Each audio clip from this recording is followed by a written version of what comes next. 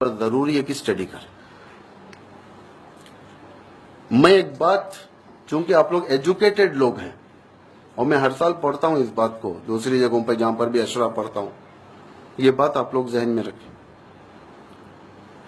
قاسم کا بدن کا اساسینیشن قاتل یزیدیت نے اس دور میں ایک ہی بار کیا، لیکن قاسم کا کیریکٹر اساسینیشن خود چاہنے والوں سے ہر سال ہوتا ہے. کیریکٹر اساسینیشن کیا ہے؟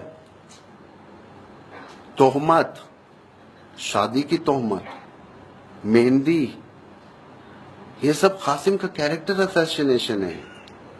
جبکہ نہ کربلا کے میدان میں شادی ہوئی، نہ قاسم دولہا بنے. العیاذ باللہ، العیاذ باللہ، خدا معاف کرے ہم سب کو. قاسم کی جو نسبت جس عورت سے دی جاتی ہے کبرا سے، کبرا حضرت قاسم کی بھابھی تھی اور شوہر حسن مثنیٰ زندہ تھے. 10ویں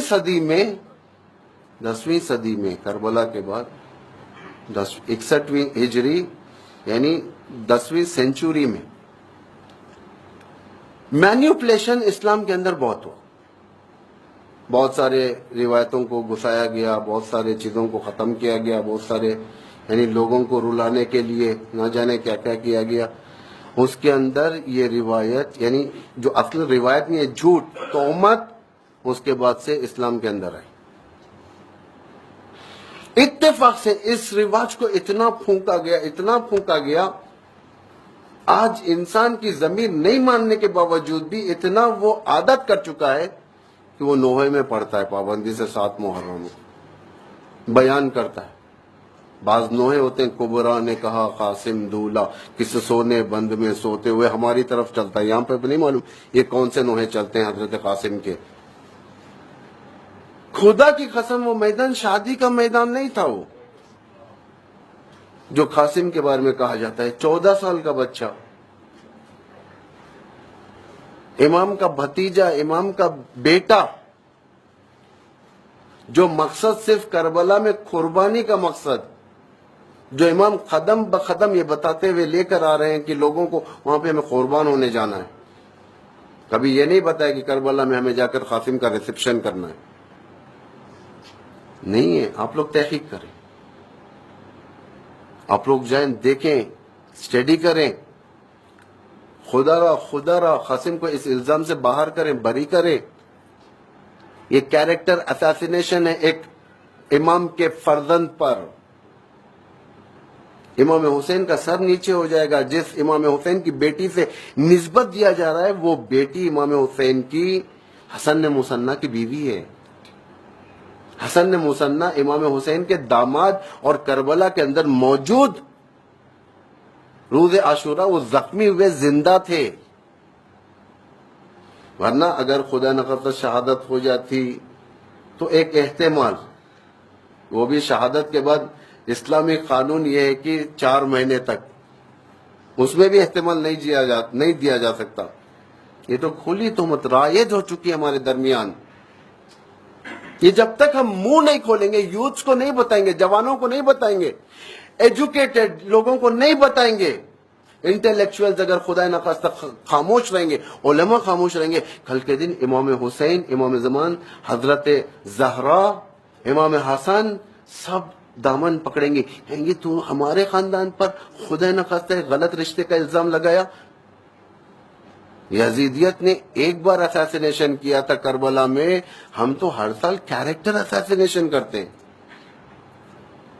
جوان، میں نے سنا کہ آج کوئی ذاکرہ جو لیڈی، محترم لیڈی یہاں پر جو پڑھتی ہیں صبح میں، انہوں نے اس رسم و رواج کو ڈینائی کیا باقاعدہ، یعنی کنڈم کیا ہے.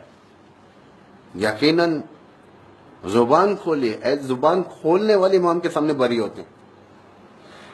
محشر میں جس وقت پیش کیے جائیں گے ہم لوگ، خدا پوچھے گا تو نے وہ کیوں نہیں بیان کیا جو الزام لگ رہا تھا. ہم کہیں گے لوگوں کے ڈر سے.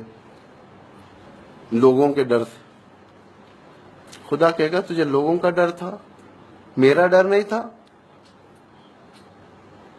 امام زمان کل کے دن سوال کریں گے تو ہم کیا جواب دیں گے؟ اور یہ جو جتنے مصائب ہیں، قاسم کی شادی وغیرہ، یہ سب لیٹسٹ مصائب ہیں، بنائے ہوئے مصائب ہیں. یہ کتنے سال پہلے بنے، زیادہ عرصہ نہیں گزرا. ایک عزاداری کی تاریخ اگر آپ دیکھیں گے، جس عزاداری کی تاریخ میں بعض ایسے مصائب جو مینیپولیٹڈ، جو شمال ایران میں بنتے تھے اور اس کے بعد وہاں سے ایکسپورٹ ہوتے تھے عراق کے اندر پڑھا جاتا تھا. اس دور میں آج کی دور کی طرف فکر نہیں تھی، لوگ کتاب لے کر ممبر پر بیٹھ کر مصائب سناتے تھے. اس میں کیا لکھا ہے کیا نہیں لکھا ہے کسی کو کچھ نہیں معلوم، اور اس کتاب کو حجت بنایا جاتا تھا. آج جو نزدیک ترین، کربلا سے نزدیک ترین جو کتابیں جو گزری ہیں، یعنی 200 سال کے اندر، 150 سال کے اندر والی، اس کتاب کے بارے میں کوئی بات کرنے تیار نہیں. اس سے زیادہ نہیں بولوں گا میں، لیکن درود ہو اس لیڈی پر، اس محترمہ پر جو یہاں پر عورتوں کے اندر بیان کی، کیونکہ عورتوں میں زیادہ رسم ہے یہ مہندی کا. کہاں سے ہے مہندی کربلا میں؟ پانی کہاں سے آیا مہندی بنانے کے لیے؟ مہندی صرف پتے تو نہیں لگڑے جاتے، مہندی کی خصوصیت یہ کہ جتنا آپ گھسیں گے اتنا ہی مہندی. اور عرب میں دامادوں کے لیے مہندی کا رواج کہاں پر ہے؟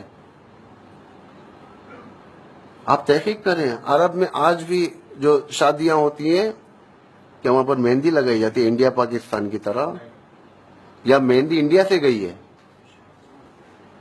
یا مہندی کئی ایسی جگہ سے گئی ہے، مثلا انڈیا، سری لنکا، رسول کے امام حسین کے پاس کربلا بنا کر لے گئے، وہاں پر کربلا میں جا کر لگا دیا. توجہ کریں، تحقیق کریں، آپ لوگ خدا را تحقیق کریں. قوم کی حماقت کے دلیل یہ ہوتی ہے کہ وہ قوم کی حماقت، یعنی وہ قوم ایڈیٹ قوم ہوتی ہے جو قوم سننے کے بعد تحقیق نہ کرے. امام فرماتے ہیں ایسے لوگوں کو میں اپنے ساتھ نہیں رکھتا، ایڈیٹس کو.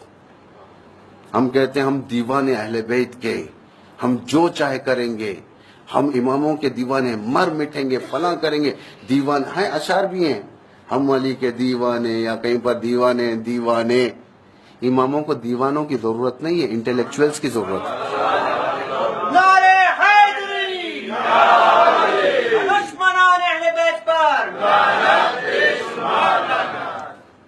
انٹلیکچوئلز چاہیے امام کو. دین میں فقیہ ہونا چاہیے انسان. فقیہ سے مراد مجتہد نہیں ہے، کم از کم دین آموزی ہونی چاہیے ہمارے پاس. اتنا تو ہمارا لاجیکل مینرز ہے کہ ہم دیکھیں یہ بات صحیح ہے یا نہیں ہے.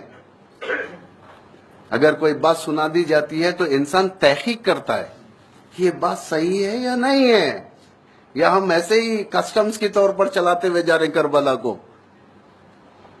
یہ روایتیں انقلاب کربلا کے اوپر ایک دھبا ہے. معلوم ہے لوگوں تک بات جاتی ہے، لیکن افسوس یہ ہوتا ہے کہ انسان اس کو ریپیٹ کریں. پھر بعض جگہ تو ایسے میں مجلس پڑھ کے اترا یہ سب بیان کر کے، نیچے وہی مہندی کا نوحہ شروع ہو گیا. ہمارا کام ہے وما علینا الا البلاغ المبین، علینا البلاغ علیک البلاغ وعلینا الحساب. اللہ کہہ رہا ہے تیرا کام ہے پہنچانا، حساب میں لے لوں گا. تحقیق کریں آپ لوگ، کالجز میں جانے والے، اسکول میں جانے والے، عورتیں، لڑکیاں تحقیق کریں.